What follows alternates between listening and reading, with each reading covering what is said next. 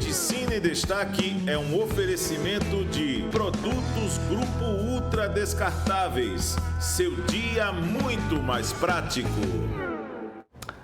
Olá, vocês telespectadores, amigos, amigas, pessoas que encontro às vezes em shoppings, em cidades, restaurantes e fazem assim uma alegria quando me veem. Muitíssimo obrigado e agradecendo pelo nível do programa, os níveis de informações que recebem, e é essa a nossa proposta. A cada dia, a cada instante, estar aqui com esse programa Medicina em Destaque para oferecer a vocês conhecimentos, curiosidades acerca da nossa arte e ciência milenar que é a medicina. No programa de hoje nós vamos falar sobre demências, tá? Aquelas dificuldades que vamos adquirindo, ou seja, algumas pessoas, e não sabemos quem de nós irá desenvolver isso, de cognição, de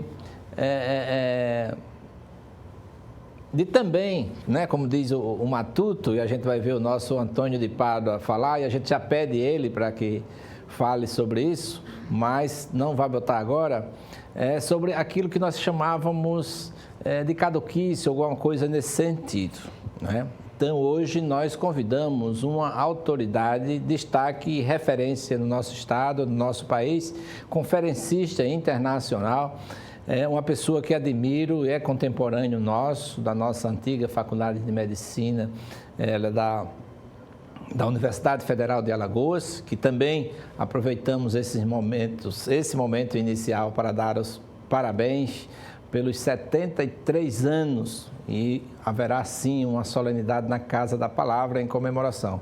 A professora doutora Ângela Canuto faz esse convite a cada um de vocês, tá certo? Muitíssimo obrigado pela audiência e por estar aqui conosco cada dia do nosso programa. Então, o nosso convidado é o doutor professor Fernando Gameleira, amigo pessoal, né? Sou suspeito de estar falando aqui do currículo dele. Nós vamos deixar isso para um programa inteiro para ler esse currículo, mas vamos falar aqui sobre demências reversíveis. Professor Fernando, muitíssimo obrigado por estar aqui conosco. Obrigado, Jess, por essa oportunidade de a gente discutir um assunto de tamanha relevância para a população. Demência significa você ter perdas cognitivas, particularmente da memória, numa intensidade suficiente para dificultar o gerenciamento da própria vida e para que a pessoa possa responder pelos seus atos. Quando a pessoa tem um esquecimento benigno, é apenas o esquecimento, mas essa capacidade de realizar as atividades da vida diária está preservada. Portanto, a primeira coisa que a gente tem que destacar é que esquecimentos não quer dizer necessariamente início de demência, porque senão seria uma tragédia. Verdade. E mesmo assim, com o envelhecimento da população em todo o mundo, a tendência de um aumento na incidência e na prevalência de demências é um fato incontestável. Maravilha. Vamos chamar o Pádua aí, nosso repórter de rua.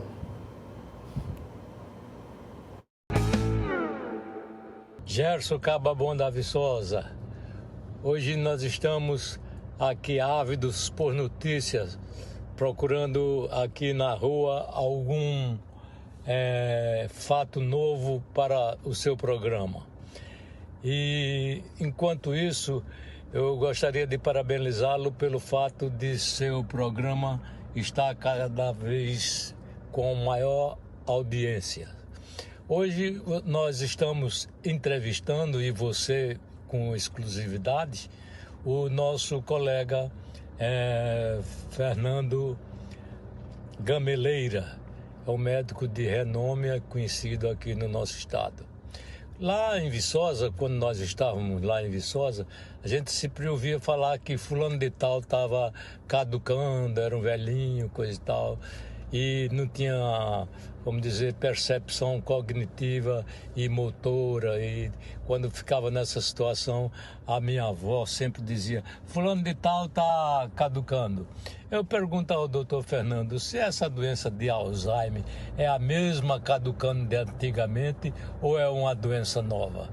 Traz aí para nós, doutor, essas informações. Um abraço grande e que Deus esteja sempre com nós todos. Obrigado, professor Antônio de Pádua, uma referência e um orgulho para a medicina alagoana, por uma pergunta tão, ao mesmo tempo, simples e muito interessante. De fato, quando se dizia antigamente que uma pessoa estava caducando, aí a gente pode dizer com segurança que se trata de um processo demencial inicial. Porque com o envelhecimento a gente vai diminuindo as nossas capacidades físicas, mentais, intelectuais, mas dentro de um nível normal. Quando chegava aquele ponto bizarro em que a pessoa começava a caducar, era sim o início da demência e provavelmente o início da demência da doença de Alzheimer. Quais os primeiros sinais e sintomas das demências? A demência mais comum que existe, é uma demência irreversível, infelizmente, é a demência provocada pela doença de Alzheimer. Nesse contexto, a alteração inicial costuma ser a alteração de memória. E a pessoa percebe que essa alteração impacta na sua capacidade cognitiva de forma muito significativa. Nessas fases iniciais, a pessoa tem consciência disso, costuma sofrer, e principalmente com a perspectiva de que isso venha a aumentar. Ao mesmo tempo, algumas alterações de comportamento são frequentes, como, por exemplo, os delírios de ciúmes. Aliás, a paciente inicial descrita pelo Dr. Louis Alzheimer, no começo do século passado, era uma pessoa que tinha delírios de ciúmes. E, às vezes, isso cria um problema muito importante na vida conjugal, porque o outro cônjuge não entende que essa é uma manifestação da doença e gera conflitos muito importantes. Com o passar do tempo, todas as outras funções cognitivas e até físicas vão se deteriorando até chegar a um ponto que hoje em dia é incomum, em que a pessoa ficava, ou às vezes fica, em estado vegetativo. E eu digo isso porque com as medicações que existem atualmente, que já não são recentes, são de mais de 30 anos atrás, a gente já permite lentificar a progressão da doença. A doença não deixa de progredir, mas progride mais lentamente, de modo que a maior parte das pessoas venha a morrer de uma outra causa sem chegar a esse nível tão profundo da demência. Nós vamos falar um pouco sobre tratamento, mas antes, em termos de diagnóstico, como se estabelecer uma diferença assim, entre como você falou, um quadro demencial, né, que deve ter todos esses tipos, deve ter os níveis, né? Desde uma alteração de cognição normal, moderada, grave e assim por diante. Mas como estabelecer uma diferença se ele não está tendo uma confusão, um transtorno confusional agudo, né? Um delírio nesse instante? É mais fácil? Um se perpetua e outro cessa desde que cesse o motivo daquele delírio? É muito pertinente essa observação sua, Gerson, porque a gente tem as variações, desde uma cognição normal da pessoa idosa, que não é igual de uma pessoa de 30 ou 40 anos de idade, ela vai passando por uma situação chamada de declínio cognitivo leve, e esse declínio cognitivo leve, ele já não está no patamar normal, mas ainda não caracteriza a demência. Uma boa parte das pessoas fica só nesse declínio cognitivo leve. E uma parcela dessas pessoas passa desse estágio de declínio cognitivo leve para uma fase demencial já instalada. Uma das principais tarefas do médico neurologista atualmente é tentar identificar nesses pacientes com declínio cognitivo leve os que provavelmente evoluirão para uma demência do tipo Alzheimer. Isso terá ainda mais importância quando as novas drogas que estão sendo testadas se comprovarem eficazes, é o que a gente espera, e elas devem ser usadas o mais precocemente possível. Então, nesse caso, fazer esse diagnóstico diferencial será essencial. Na atualidade, não tem um valor prático, Sim. porque a gente ainda não tem uma maneira de, se não reverter a doença, pelo menos parar a progressão. Mas eu espero e acredito que em anos, ou no máximo em poucas décadas, a gente tenha um tratamento que possa ser curativo para essa doença. O início do quadro, desde normal, que evolui com a senilidade na pessoa, e depois vem aquela moderada e vai evoluindo, mas geralmente vem acompanhado de algum déficit motor, de realizar algumas tarefas, alguma demência motora nesse sentido? Habitualmente, a performance motora também decai, mas não é uma relação diretamente proporcional. Curiosamente, Gerson, as pessoas que usam a sua inteligência para o mal, elas têm uma perspicácia às vezes até maior do que o médico. E eu digo isso porque há pessoas que às vezes são parentes dos pacientes que antes de qualquer outra pessoa nota que está havendo um comprometimento cognitivo e se aproveita dessa situação. Se aproveita, por exemplo, para solicitar que haja uma doação de um bem importante para aquela pessoa. Sim. Quando os outros ainda não percebem e quando a gente tenta ajudar a reverter aquele ato baseado na demência, às vezes é muito difícil, porque a pessoa ainda não tinha um diagnóstico formal, mas aquela pessoa que poderia ser um neurologista ou um geriatra muito bom, mas que é apenas um malandro, ele consegue se prevalecer dessa situação para ter vantagem financeira. Isso, às vezes, em troca de alguma proposta terapêutica também? Habitualmente não. Aparece muito o que a gente chama dos curandeiros. Mas eu estou me referindo a pessoas que são simples aproveitadores. Porque tem a segunda parte das pessoas mal intencionadas, são as pessoas que costumam vender terreno na lua. Elas fazem propaganda de uma terapêutica que supostamente é eficaz e nesse contexto atual, o canabidiol, que é muito útil para o tratamento das alterações de comportamento na doença de Alzheimer, mas ele não tem uma ação de reversão na própria doença. Sim. E a gente vê pessoas que prometem isso. E é frequente os familiares de pacientes nos procurarem com a esperança de que o tratamento com canabidiol possa reverter a demência. E isso, em absoluto, não é verdade. Um pouquinho antes ainda do tratamento, nós poderíamos dizer quais os agentes, os fatores etiológicos que fazem com que essa demência seja precoce ou pelo próprio aparecimento dessa demência? O principal fator de risco para a demência é a idade. Quer dizer, quanto mais você vive, maior a chance de ter demência. Mas esse é um fator que não é modificável, a não ser para quem morre cedo. Os outros fatores, como por exemplo o componente genético familiar, existe e é maior ou menor, dependendo do tipo da demência, mas ele também não é um fator modificável.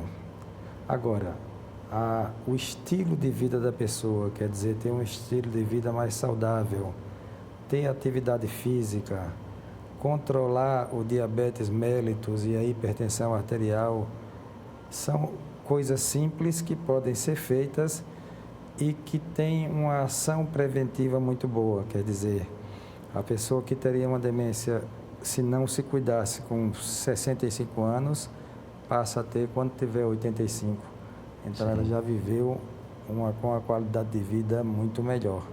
O fator genético, ele oferece um prognóstico melhor para aquelas pessoas que têm antecedentes ou aquele que não tinha ninguém na família e de repente apareceu? As pessoas que têm antecedentes em parentes de primeiro grau, elas têm uma chance maior de ter. Eu estou me referindo à demência da doença de Alzheimer. Sim. De ter esse tipo de demência.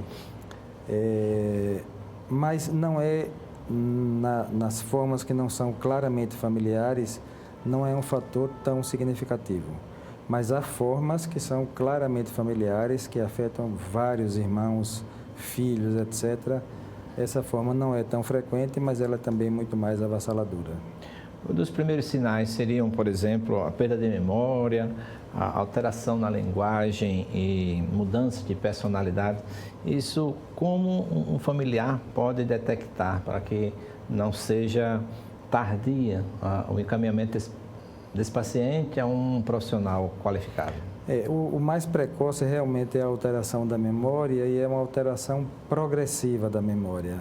A demência não é uma coisa estanque, ela vai sempre evoluindo. Então esse é o ponto de vista que o ponto de abordagem que a gente tem que ter com maior perspicácia. As alterações de comportamento, elas se fazem um pouquinho depois, mas elas também passam a ter comportamentos bizarros, como, por exemplo, guardar uma comida no guarda-roupa ou guardar um sapato na geladeira, mesmo que seja uma coisa que a pessoa não se aperceba como tal. Isso chama muito a atenção. Mas eu volto a dizer, os esquecimentos banais do dia a dia, esquecer a chave do carro, esquecer onde deixou o celular, por exemplo, isso não é evidência de demência, isso acontece com praticamente todo mundo. Inclusive estudantes, né? Eu deixei meu caderno, minha caneta que estava aqui. Quem ou qual o profissional de referência para o tratamento dessas demências? Obviamente, a gente vê que nem sempre o profissional adequado ele está disponível no meio a um aumento, a um boom dessas demências recentemente. E aí a gente vai trabalhar também sobre o agente etiológico e por que esse boom e por que esse aumento. Mas quais os primeiros cuidados que deve ter o médico que está de ponta e qual a referência de um profissional para tratar essas demências ou a doença de Alzheimer? O diagnóstico, como de resto todos os outros diagnósticos, deve ser feito pelo médico. Os médicos que mais têm experiência com esse tipo de situação costumam ser os neurologistas, os geriatras e alguns psiquiatras.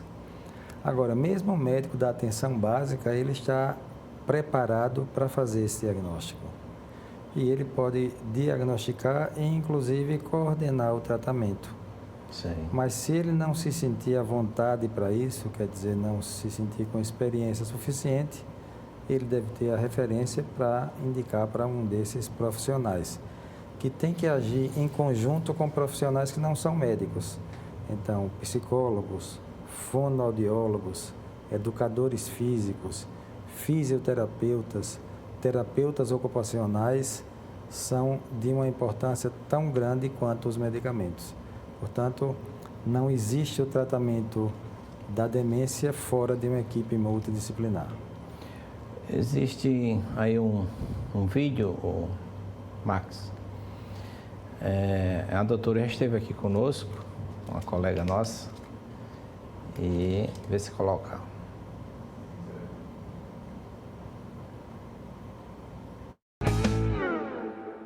Ei, gente, bom dia. Primeiro quero parabenizar a Gerson Odilon por esse programa cheio de informações pertinentes para as pessoas se informarem com assuntos de muito interesse da nossa comunidade. E hoje também eu quero parabenizar ao entrevistado, a Dr. Fernando Gameleira, pela trajetória de médico e de cientista da nossa cidade.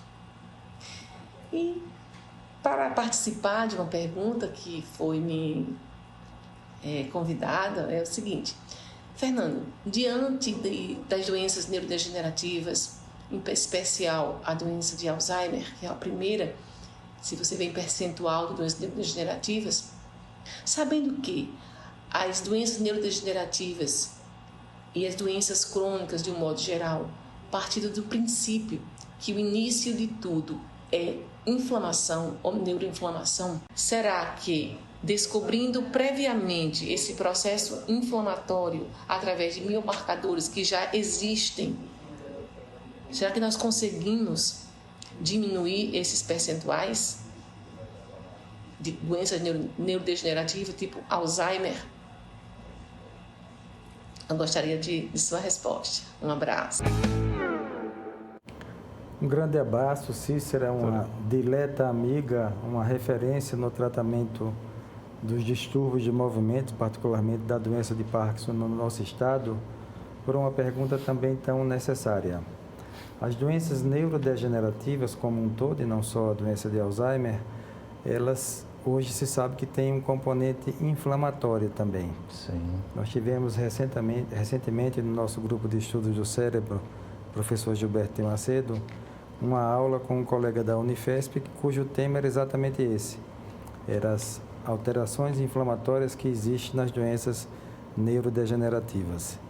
E hoje a gente sabe que essas alterações não são apenas secundárias à doença, mas que têm um papel importante na gênese da própria doença. E a minha resposta, Cícera, é que sim, eu acredito que provavelmente o melhor esclarecimento desses mecanismos inflamatórios na doença de Alzheimer, como de resto em outras doenças neurodegenerativas, poderá abrir uma janela para a elaboração de tratamentos específicos para esse alvo, que possam fazer uma diferença na evolução da doença. Hoje, já que fala de processo inflamatório, né, e aproveito assim a pergunta dela, acho que coaduna com a pergunta, se é um processo inflamatório, existem alguns indicadores biológicos para esses processos inflamatórios? Sim, a morte celular e a morte neuronal, elas decorrem essencialmente de dois mecanismos. Um é o mecanismo chamado de apoptose celular, que é a morte neuronal programada, de forma vulgar chamada até de suicídio neuronal, como se o neurônio se involuísse por si só. Isso é um mecanismo importante nas doenças neurodegenerativas e é um alvo até agora muito difícil de tratar. E o outro mecanismo é quando a gente tem necrose, e a necrose tem um componente inflamatório. Então, hoje a gente sabe que esse componente inflamatório também existe nessas doenças.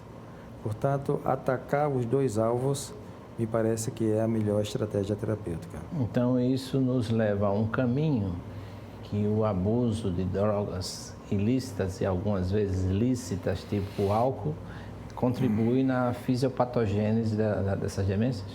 Indiscutivelmente. Tanto o álcool como cigarro comum, e o cigarro comum tem uma curiosidade, porque teoricamente a nicotina ela mimetiza a chamada ação nicotínica da acetilcolina, que é o neurotransmissor principal que falta na doença de Alzheimer. Então, a nicotina em si parece que protege o cérebro da doença, só que o cigarro é muito mais do que a nicotina, e ele acaba sendo um fator de risco também importante, não só para a demência da doença de Alzheimer, como principalmente para a demência vascular, que também faz parte da doença de Alzheimer ou às vezes vem separada. Mas, além do cigarro comum, a maconha em si é extremamente deletéria. Então, essa idealização da maconha como uma droga natural, uma droga que deve ser liberada, e como tem o canabidiol, que é um extrato da maconha, que é usado em várias doenças, portanto, fumar seria como se fosse um tratamento. Isso é um erro grave. Quem quiser fumar maconha, fume, mas sabendo que maconha não é remédio para nada. Assim então, como o cigarro também. Assim como o cigarro também. Também, álcool também. O álcool também, exatamente. Aí parte do pressuposto que muitas drogas, né, por exemplo, hipnóticos e diuréticos, também podem causar algum dano, principalmente nas ligas sinápticas, alguma coisa? Os hipnóticos nem tanto, mas os benzodiazepínicos como um todo, eles têm uma ação reconhecidamente deletéria sobre a memória. Sim.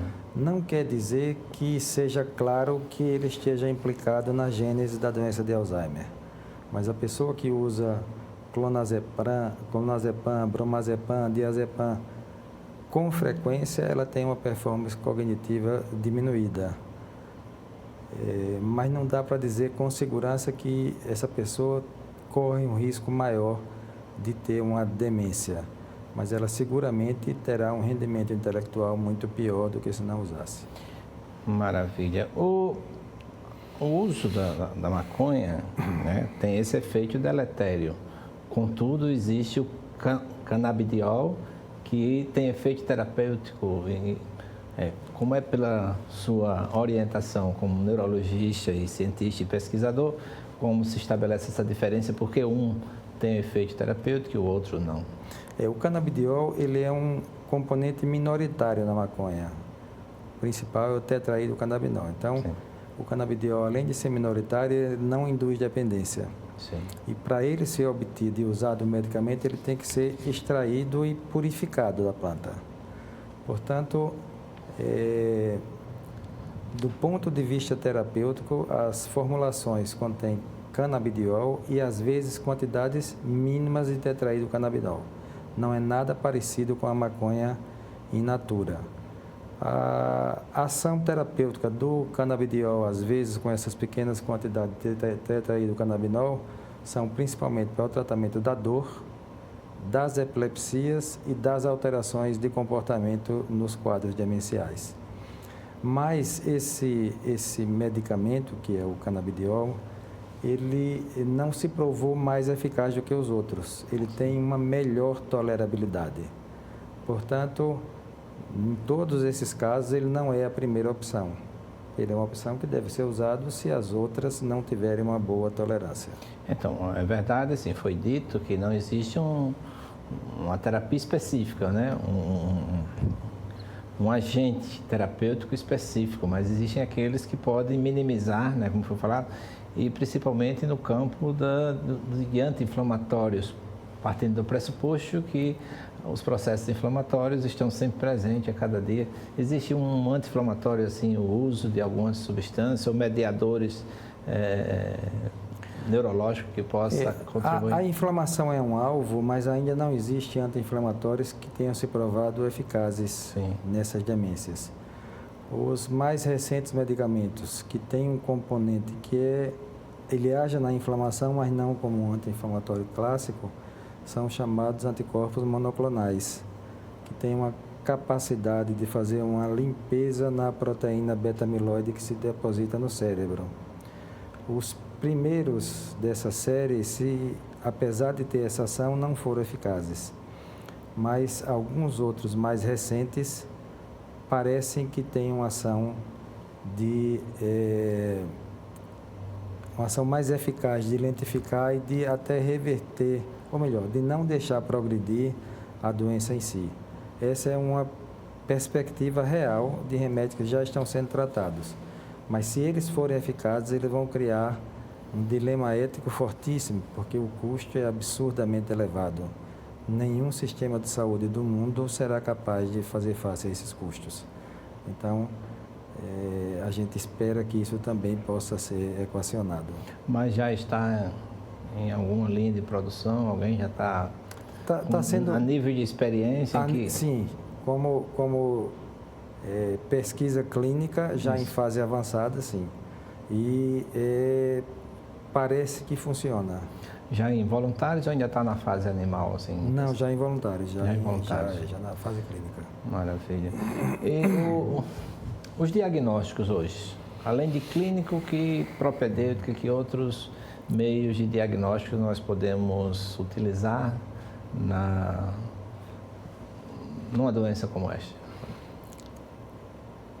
Na doença de Alzheimer especificamente, são os exames de imagem, particularmente a ressonância magnética e o PET-CT, e os exames de sangue.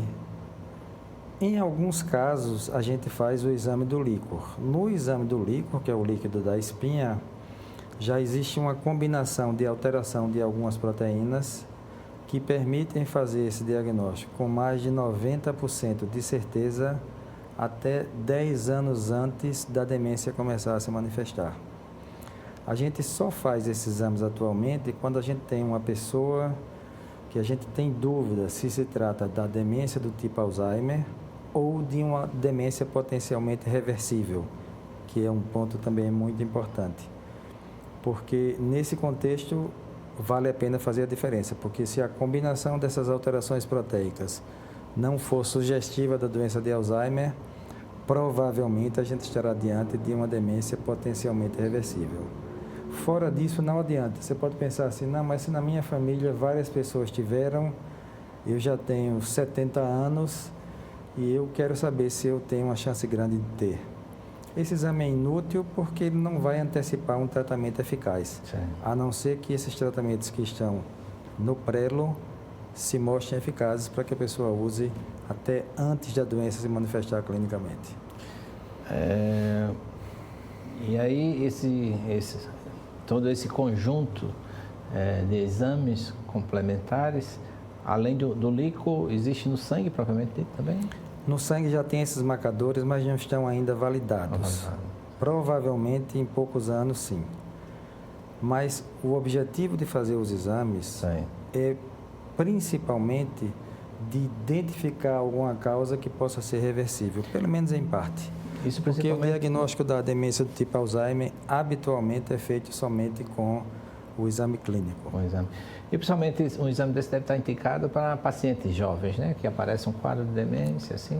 Esse sem dúvida, mas não só em jovens, Gerson. Eu me recordo recentemente, eu até comentava com você antes, eu tive uma paciente já de mais de 70 anos que estava fazendo um quadro de alteração cognitiva muito sugestivo da demência do tipo Alzheimer. Não tinha história familiar, mas era muito sugestivo. E eu, como sempre, pedi, entre outros exames, uma ressonância magnética do crânio. E ela tinha um tumor cerebral benigno, era um meningioma, que estava entre os lobos frontais, portanto, os lobos que alteram muito o comportamento. E uma pessoa que estava demente foi operada, tirou esse tumor completamente, que era um tumor benigno, e hoje está normal. Essa é uma história muito feliz, mas infelizmente não é a história comum. Sim. É uma história rara, mas é visando encontrar esses casos que a gente deve sempre investigar. Porque você imagina se uma pessoa dessa ficasse tratando como uma demência do tipo Alzheimer. Seria uma coisa inaceitável e imperdoável. Eu acho que foi no hospital universitário também, um comportamento, uma alteração comportamental de um paciente que chegou até assim, a agredir a esposa e o filho atentou contra a vida dele, etc. E depois foi comprovado que tinha exatamente um tumor cerebral, né? Que altera não só o ponto de vista demencial, mas também no comportamental, o aparecimento desses tumores. Mas, vê se tem algumas fotos aí, por favor, o senhor Fernando comentar. Bota essa daí. Esse aqui é o... Esse é o nosso grupo de estudo do cérebro, professor Gilberto de Macedo. O professor Gilberto de Macedo, que foi um dos grandes neurocientistas daqui de Alagoas e que influenciou várias gerações de médicos, inclusive me influenciou muito e eu tenho orgulho disso. Fomos alunos dele, né? Isso, o Gerson também, exatamente. No antigo CESAL, né? No antigo CESAL, nos barracões da Petrobras. Barracões da Petrobras, maravilha. Vê se tem outras fotos. Essa aí agora é mais técnica. Coloque, eu acho que depois você cobra do menino, do Emerson. Mas tem outras fotos, viu?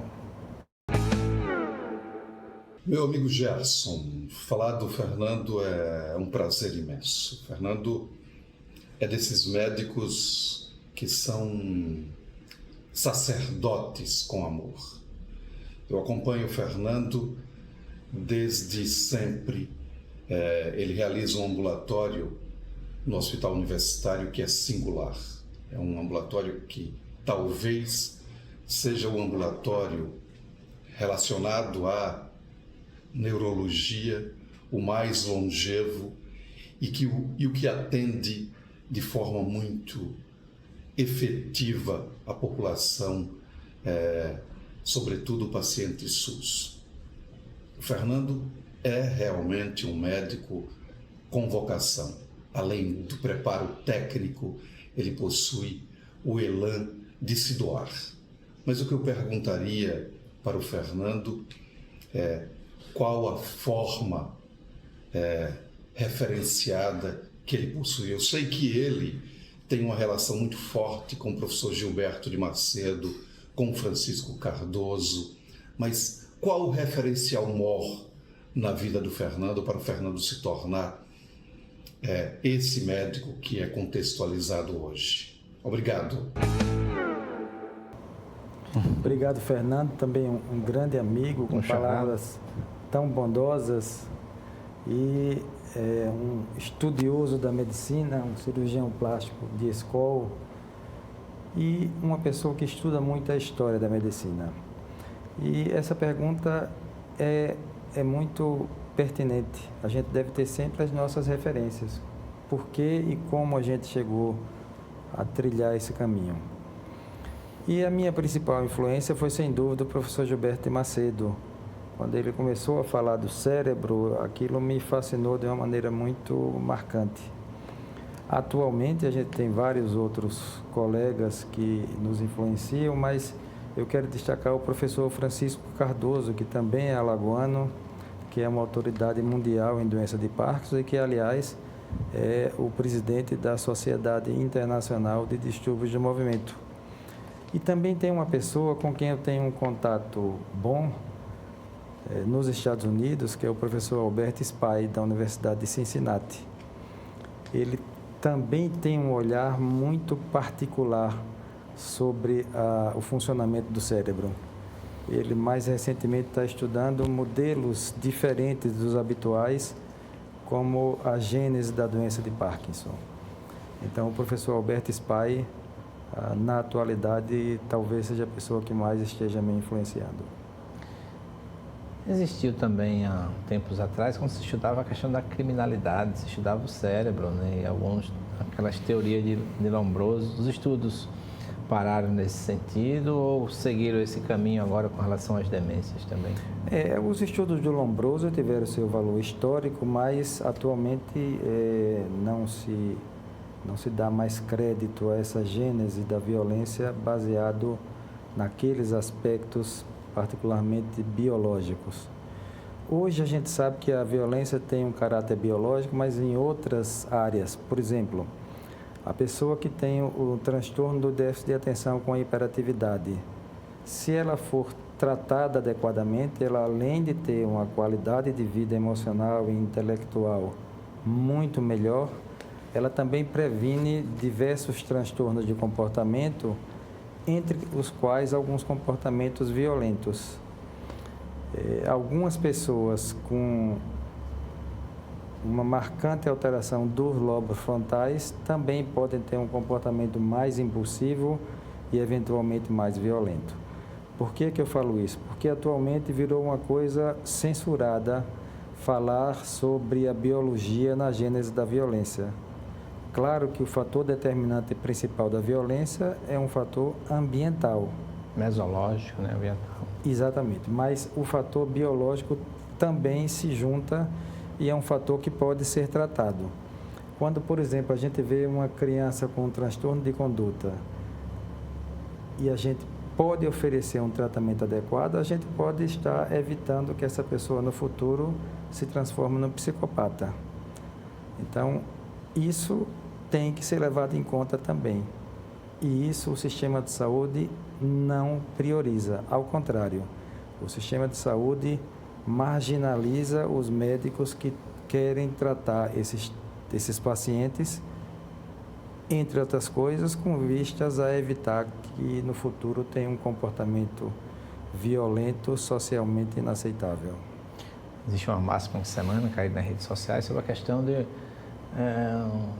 distúrbio dos parafusos, um parafuso a menos, um parafuso a mais, não é? Isso cria algum estigma, alguma coisa nesse sentido, ou deve considerar tecnicamente ou cientificamente esses transtornos nesse sentido? Esse tipo de denominação realmente é muito ruim, porque ela só traz o estigma e principalmente acaba atrapalhando o diagnóstico e o tratamento precoce. Porque se você tiver um adulto psicopata, não existe nenhum tratamento para ele que não seja a prisão. Não tem outro, é impossível. Não há relatos de que um psicopata tenha revertido essa personalidade tão doentia. Mas... Quando foi o próprio professor Gilberto de Macedo, quando dava aula para nós, e falávamos sobre a professora Nilza da Silveira e algumas coisas, e passou aquele filme Um Estranho no Ninho, né? Isso. Quando tratava da questão da lobotomia, como ainda existe hoje dentro da... Não, a lobotomia, que seja do meu conhecimento, não é mais feita, mas ela traz em si uma coisa que é muito curiosa. Realmente, o tratamento médico nunca pode ser usado como forma de punição. Sim. Nem mesmo como uma forma de limitação física para impedir que a pessoa tenha um comportamento violento. Então, a lobotomia é feita para esses pacientes psicopatas, que são incuráveis e que sempre vão fazer o mal. Se um psicopata ficar solto, ele vai reincidir praticamente com certeza. Mas aí vem a segunda parte da questão, aí querendo ser da uma de advogado do diabo. Você não faz a lobotomia, mas o que é que você faz com um paciente como aquele que entrou com uma machadinha numa creche e matou algumas crianças indefesas pelo prazer de matar? Inventou que era um negócio de um jogo e tudo, mas aquilo no fundo é o prazer de matar. Como é, e não é coisa psicótica, a pessoa mantém a sua consciência plena, Sim. mas é a maldade no estado mais puro que existe.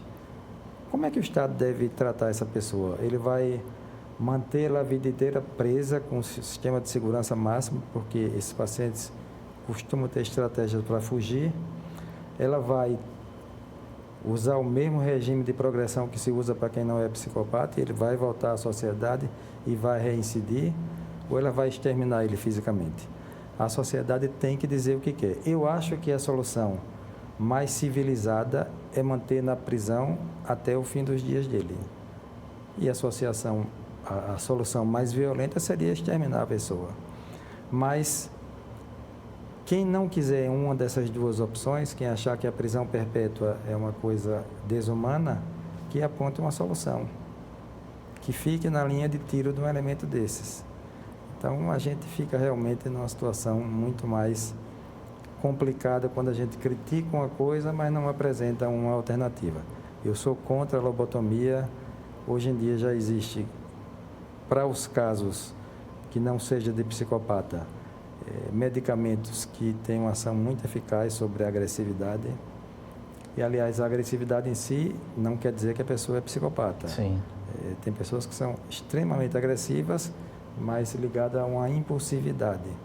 Quando ela vai refletir sobre o que fez, já fez e acaba se arrependendo depois. O psicopata nunca se arrepende. Ao contrário, né? Não existe o remorso, às vezes até a amnésia, não lembra. O psicopata essencialmente é um artista do mal, né? Aquele cara que... Hoje eu vou fazer só um parênteses, se me permite. Veja como é a maldade humana. Eu, certa vez, estava no hospital universitário e um parente de um paciente pediu para me dar um abraço. Fiz isso tantas vezes, tiro retrato com os pacientes que pedem, etc. E eu fui de peito aberto dar um abraço nesse rapaz. E ele colocou um negócio encostado numa costela minha, que era uma coisa feita para me machucar. Ele fez com o intuito, talvez, de quebrar a minha costela. E eu, na hora, me surpreendi, empurrei ele. E eu pensei, puxa vida, eu estou diante de um psicopata aqui, porque o cara, do nada, teve o prazer em me machucar. Do mesmo jeito que ele fez isso, ele pode fazer uma coisa muito pior. Exato. Então, uma pessoa dessa não tem solução que não seja isolá-lo completamente da sociedade. Eu confesso que, assim, na época o professor Gilberto Macedo dava essas aulas para nós, né? O professor Sanguinetti também dava umas aulas de psicopatologia forense e falava sobre as questões do psicopata, né? Que o mesmo ser recolhido, afastado da sociedade, até que a medicina provasse que ele estava devidamente curado, não é? E até o momento não se tem nenhuma evidência que isso vai acontecer. Isso é um assunto politicamente incorreto, porque teoricamente, para as pessoas que têm uma visão mais progressista ou mais de esquerda, os comportamentos errados do ser humano são produto do ambiente. A culpa individual não existe. E nesses casos, não é bem assim. Nesses casos, você pode dar tudo o que uma pessoa dessa quiser e ela vai continuar fazendo mal.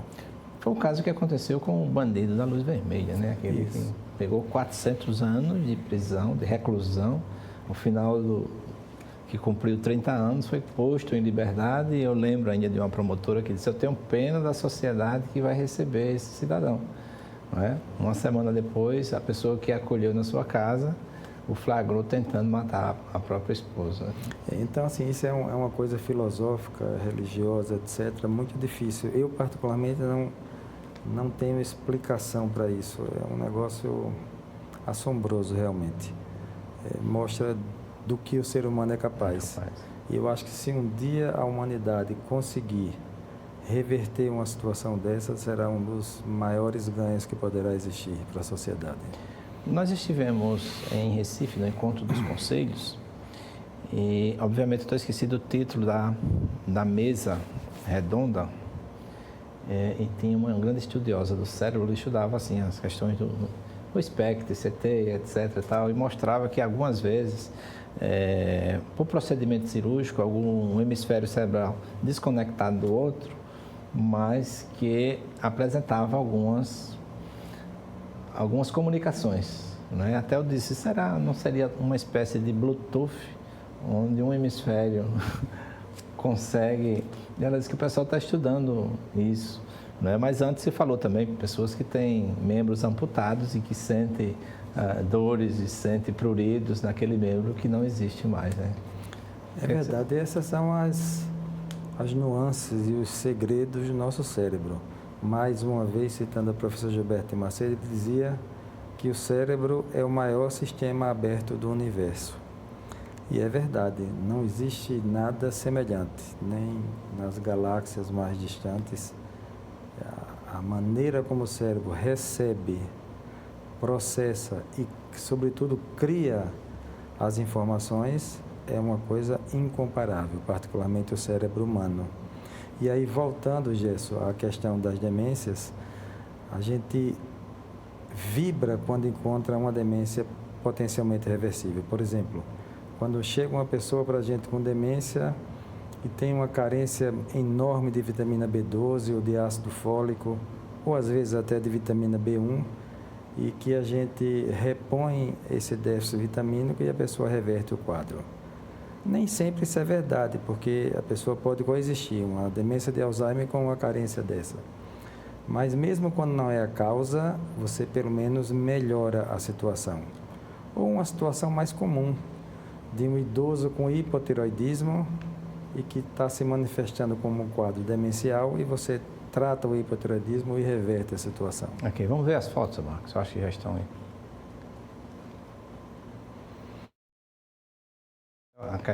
Esse é uma paciente minha que tinha um quadro demencial e era decorrente desse grande tumor, que era um tumor benigno.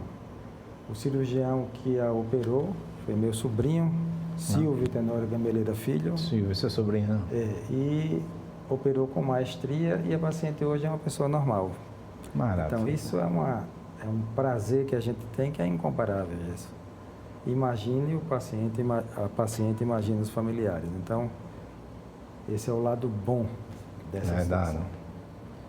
Próximo. Isso é para mostrar a glândula tireoide, que é essa glândula que fica no pescoço, e a deficiência dos hormônios tireoidianos pode, em algumas situações, provocar um comprometimento cognitivo tão importante que possa se expressar como uma demência. E a reversão desse quadro com tratamento hormonal também pode reverter a demência parcial ou completamente. Aí estamos diante das demências reversíveis. Maravilha. Próximo. Esse é uma coisa muito interessante, porque nessa fotografia estão representadas algumas bactérias espiroquetas chamadas de treponema pálido. E esse treponema pálido, ele pode atingir todo o sistema nervoso central, particularmente o encéfalo, dando o quadro da chamada paralisia geral progressiva. E essa paralisia geral progressiva, ainda hoje, é uma das causas de demências potencialmente reversíveis, particularmente quando o diagnóstico é precoce e o tratamento com altas doses de penicilina com a pessoa internada pode reverter a situação. Mais uma vez, pode reverter total ou parcialmente. Parcialmente, dependendo do quadro e o tempo também, muitas vezes, de comprometimento. Próximo. Essa é uma situação que tem a dilatação dessas cavidades dentro do cérebro, as cavidades pretas, que são os ventrículos cerebrais.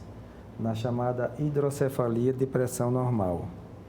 Essa hidrocefalia, ela provoca uma alteração do jeito de andar, a pessoa anda como quem está colada no chão, provoca um descontrole na micção, a pessoa fica urinando sem controle e provoca um quadro demencial.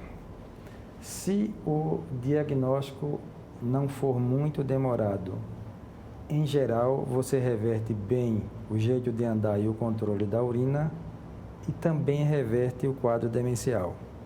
Mas essa reversão, habitualmente, anos depois, a pessoa pode desenvolver um quadro de demência do tipo Alzheimer. Mas mesmo assim, a pessoa ganha durante muito tempo uma qualidade de vida muito boa. E eu tenho pacientes que fizeram essa cirurgia há mais de 20 anos e permanecem cognitivamente normais. Uma pessoa que estava demenciada.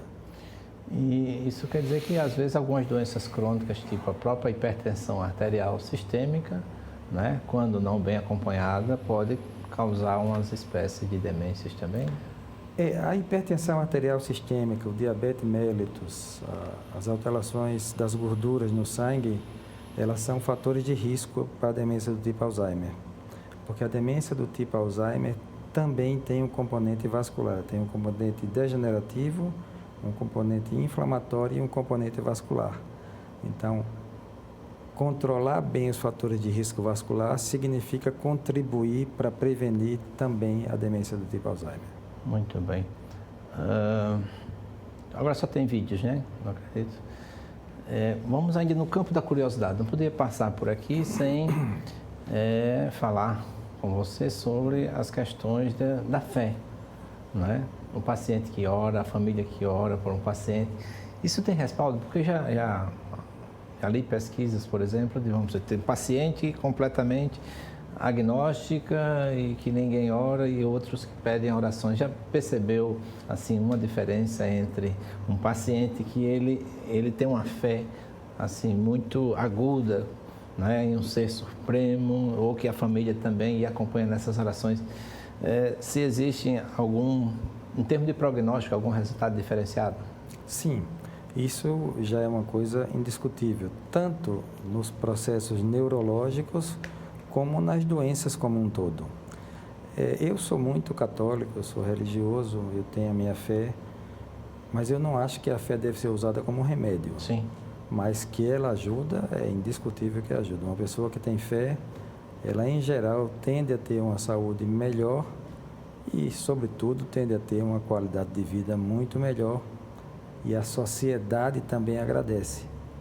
Então, quando a gente vê, por exemplo, há pessoas que criticam as igrejas evangélicas, porque muitos jovens estão lá e supostamente não pensam no que estão fazendo, mas se não fosse essas igrejas, a gente teria um índice de violência muito maior do que existe na sociedade, porque elas acabam canalizando as energias da pessoa para uma atitude superior. Então, todas as formas de fé em um Deus que seja um Deus que signifique o bem são muito bem-vindas, inclusive para a saúde. E aqui aqui eu quero enfatizar que nem toda fé é para o bem. Isso. A gente já tem seitas, eu tive conhecimento até aqui em Maceió, de seitas satânicas. Então, isso além de ser horrível para a sociedade, certamente se voltará contra a pessoa que cultiva isso. Então, a fé em Deus, em um Deus de bondade, um Deus salvador, é muito boa em todos os sentidos. O professor Fernando Gomes, se referindo à sua pessoa, falou pela essa serenidade, esse bem-estar, né, a cada instante, a cada momento. E se deve assim à sua fé, a família também entra nesse contexto. Como é na sua vida? A minha vida familiar sempre foi assim, muito religiosa, particularmente a minha mãe, que teve uma influência muito marcante sobre a minha personalidade, sobre o meu jeito de ser. Então, eu agradeço, sim, as influências familiares, que é outra instituição que está sendo muito atacada na atualidade. A família e a fé são pilares que fortalecem toda a sociedade e fortalecem também a saúde física e mental. Seus pais são alagoanos? Eram alagoanos, os dois são falecidos. Falecidos, né? E irmãos? Irmãos também, todos alagoanos. Éramos 9 irmãos. 9 irmãos? Faleceram 2, somos agora 7. Mas somos uma família muito unida. Assim, mas todos seguiram atividades de saúde, profissões de saúde? Não, dos irmãos só eu sou médico e tenho uma irmã que é a mais velha, que é dentista. Sei. A neurologia, você concluiu lá na UFAL? Concluí na UFAL, depois, logo em seguida, fiz a minha residência médica na UFRJ, no Rio de Janeiro. Depois fiz a minha formação em eletroencefalografia na Universidade Federal de Pernambuco. E depois fiz a minha formação em epilepsia de difícil controle na Pontifícia Universidade Católica do Rio Grande do Sul, em Porto Alegre. E hoje e sempre mantive muito e mantenho contatos com pessoas de fora, tanto do Brasil quanto do exterior. E esse é o milagre da comunicação. Essas coisas eletrônicas, televisão, rádio, mais recentemente internet, elas são muito usadas para o mal, mas são muito boas para o bem também. Exato. Permite que a gente tenha uma comunicação instantânea com pessoas do outro lado do mundo, o que nos engrandece muito mais. Verdade. A sua turma tem contato? Sim, tenho amigos muito fortes. A minha turma era muito unida. Claro que com o passar do tempo muitas pessoas se dispersam, mas em geral eu posso dizer que tenho grandes amigos também na minha turma de medicina. Nossa turma também se encontra, é uma vizinha da outra, né? Isso. Maravilha. A gente vai falar desse aspecto seu, sereno, e como isso é tão bíblico quando se fala quanto o laço familiar, né? Falava aqui no programa anterior de que Jesus Cristo, né? Eu falava isso para um colega, um ex-aluno meu que estava aperreado, eu digo, rapaz, olha, também olha o contexto familiar. E ele agradeceu depois bastante por isso. E eu dava como referência que me surgiu, o próprio Cristo, ele deu 30 anos para o contexto familiar e 3 anos para a evangelização, né? Isso é uma lição que a gente deve aprender e nunca esquecer. E é nesse contexto familiar que a gente coloca esse vídeo aí para você. Deixa eu ver. Bom, falar do Dr. Fernando Gameleira, para mim, simplesmente, meu tio Fernando, é um grande prazer. Ele que é uma grande referência como pessoa, de humanidade e de cuidado para com o próximo. E minha grande referência médica, minha grande inspiração na carreira médica. E eu só tenho a agradecer a todos os ensinamentos que ele me passou e dizer que eu admiro muito, tanto pelo trabalho técnico, na parte médica técnica, devido à sua grande competência, e principalmente pelo seu caráter humano e cuidado para com os pacientes. Então, eu queria mandar um grande abraço para ele e prestar essa homenagem. Um abraço. Dessa vez a emoção me tocou forte, porque o Silvinho, como a gente chama, que é meu sobrinho, é um exímio neurocirurgião. E eu realmente me surpreendi, não imaginava que ele fosse estar presente aqui. E foi ele que operou aquela paciente que eu falei. Apesar de ser muito jovem, é de uma formação tanto humana, religiosa, pessoal, familiar, quanto técnica. Ele teve uma formação muito sólida e é um neurocirurgião que está fazendo muito bem a nossa sociedade. Então, fiquei emocionado. Silvinho, um beijo para você. E algumas pessoas acham que a gente é tão parecido que ele é meu filho, mas ele é meu sobrinho, não é meu filho. É verdade. Maravilha. Trabalhamos juntos no hospital universitário. Maravilha. Próximo, por favor. Sorte de chamar de pai. Na verdade, eu acho que sorte não é nem mais a palavra mais apropriada para descrevê-lo. Eu diria que é Deus mesmo, né? Acho que foi Deus que nos colocou nos caminhos um do outro. É Deus que colocou essa pessoa maravilhosa para ser meu pai, para ser o condutor da nossa família e para ser a pessoa que está sempre por perto, sempre cuidando, nos transmitindo os valores necessários que a gente precisa para tudo.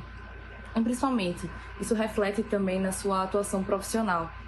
Qualquer pessoa que está no convívio dele sabe o quanto que ele é especial, o quanto que ele se dedica 101% em tudo que faz, seja os pacientes do SUS, pacientes da rede privada, na verdade qualquer pessoa que precisar, ele está sempre ali junto para ajudar.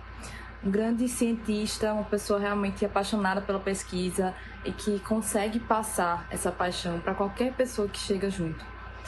É algo que, assim, é admirável ver que mesmo também com toda a grandiosidade que ele tem em termos de inteligência, em termos de dedicação, de produção científica, ele sempre carrega consigo a humildade.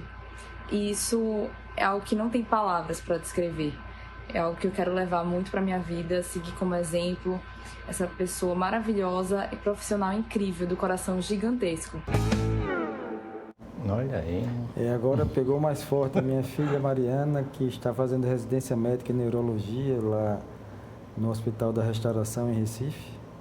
Muito orgulho para mim. Verdade. Eu me sinto muito feliz por ter essa relação com a minha família, com ela, com a Laura, que é minha outra filha, com a Silene, que é minha esposa. E essas 3 pessoas, essas 3 mulheres, me engrandecem e me dão força de uma maneira extremamente forte. Então, ter a Mariana hoje seguindo os passos que eu já trilhei é para mim motivo de uma satisfação, de um orgulho e de uma alegria indescritíveis. Sei. Max. Oi, pai. Estou passando aqui para dizer que eu estou muito feliz com essa homenagem que estão fazendo para você. Estou muito orgulhosa, não só pela homenagem, mas por todo o trabalho que você faz, por todo o bem que você faz para as pessoas. Então, eu desejo que você continue sempre assim, com esse esforço, com esse desempenho que serve de inspiração para tanta gente, tá bom? Um abraço e estou com saudade. Tchau, tchau. Minha filha Laurinha é outro tesouro, gêmea da Mariana. São gêmeas, né? São gêmeas, é.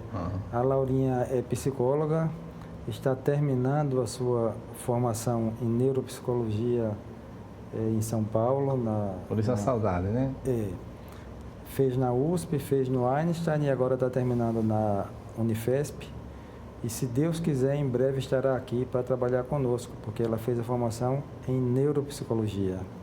E será extremamente útil para me ajudar, inclusive nos diagnósticos de pacientes com alterações cognitivas e demências.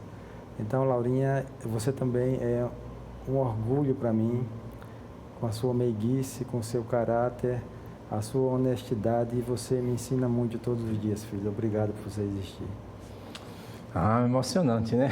Sim. A gente fica feliz também por esse contexto que a gente mostra no nosso programa, porque às vezes as pessoas ouvem falar, né, do profissional, mas por trás de tudo isso acontecem as orações, né, as lições familiares que devem ser referências para cada um de nós.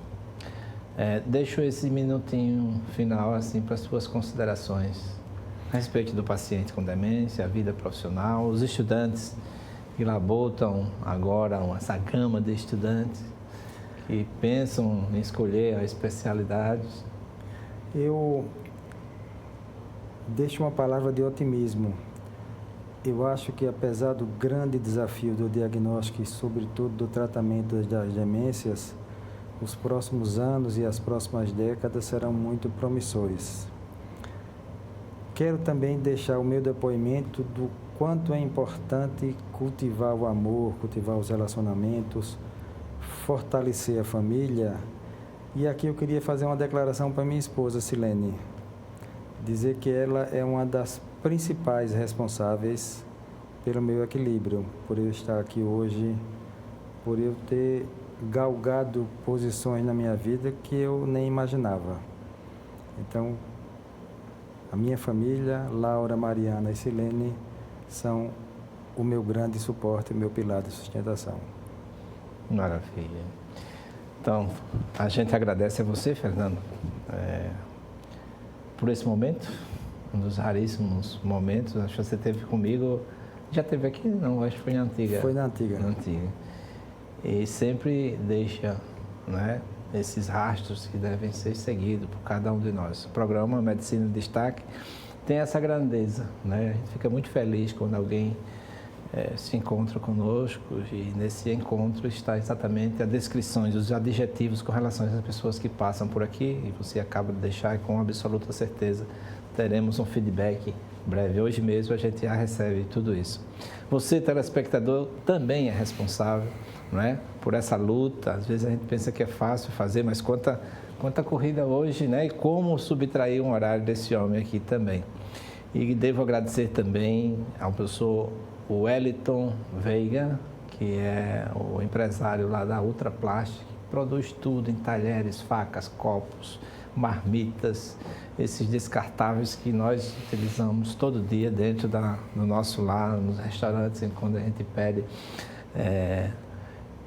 esses alimentos, iFood, essas coisas todas, tudo isso passa pelo campo da Ultra Plastic. Nosso muitíssimo agradecimento. E, acima de tudo, agradecer a Deus por mandar aqui essa pérola, né? Dr. Fernando Gameleira, amigo de longas datas, ainda no período acadêmico, e a esta casa, né? TV Mar, que abre portas para um programa como este. Estamos sempre agradecidos a esse Deus maravilhoso, você, telespectador, nosso patrocinador, e a você, Fernando Gameleira, por estar aqui. Nosso muito obrigado, e fiquem certos que na próxima semana nós estaremos com mais um Medicina em Destaque. Fiquem com Deus.